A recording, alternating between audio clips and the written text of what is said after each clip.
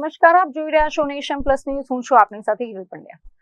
Anand police બેડામાંથી ભ્રષ્ટાચારનો એક મોટો અને ચોંકાવનારો કિસ્સો સામે આવ્યો છે, જેને પગલે સમગ્ર કાયદાના રક્ષકોમાં ભારે ખળબળાટ મચી જવા પામ્યો છે.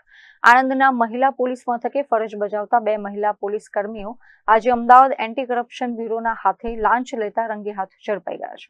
આણંદ મહિલા પોલીસ મથકમાં એએસઆઈ તરીકે ફરજ બજાવતા ગીતા ડોઢા અને હેડ કોન્સ્ટેબલ પુષ્પા ગરાસિયા વિરુદ્ધ એસીબીએ કાયદાનો સપાટો બોલાવ્યો છે.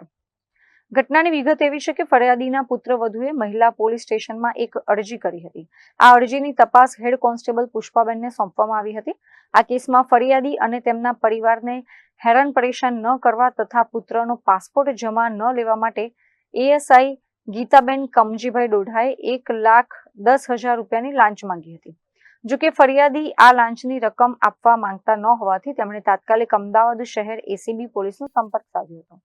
ફરિયાદના આધારે અમદાવાદ એસીબીના પીઆઈ એમઆર શેઠ અને તેમની ટીમે આજે બપોરના સુમારે એક આયોજનબદ્ધ લાંચના છટકાની ગોઠવણ કરી હતી.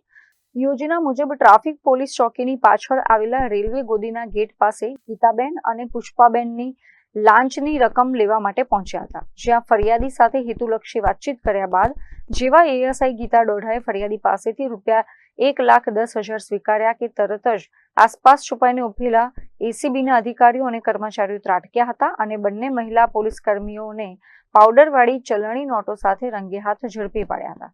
રક્ષક જ ભક્ષક બન્યા હોય તેમ 2 મહિલા પોલીસ કર્મીઓ લાંચ લેતા પકડાતા જ પોલીસ પંથકમાં સન્નાટો વ્યાપી ગયો છે.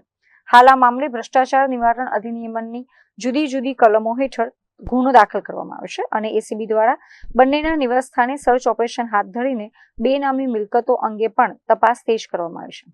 કેમેરામેન દિનેશ પટેલ સાથે Hiren Shah, nation plus news, Anand. સમાચારોના સતત અપડેટ મેળવવા માટે અમારી નેશન પ્લસ ન્યૂઝની યુટ્યુબ ચેનલને સબસ્ક્રાઇબ કરો, બેલ આઇકન દબાવો અને જોડાયેલા રહો ફેસબુક, ઇન્સ્ટાગ્રામ અને ટ્વિટર પર.